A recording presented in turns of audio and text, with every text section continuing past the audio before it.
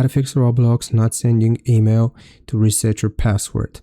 First, what you have to do is open up the email address which is associated with your Roblox account.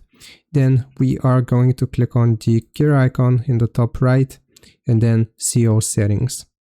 Now we want to go into the filters and blocked addresses, and right here, I'm just going to clear this out, we are going to click on create a new filter. Now from this field is very important. We want to add these two addresses. So the first one is going to be noreply@roblox.com, and the second one is going to be emailvalidate@roblox.com. So right here, we are going to add these two. Now we're going to select create filter.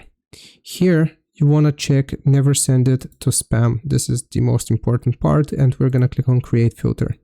Now once we have added these two addresses, then you can go back to Roblox, try to request a password reset, and this way, after we have whitelisted them, it is going to pop up in your email box.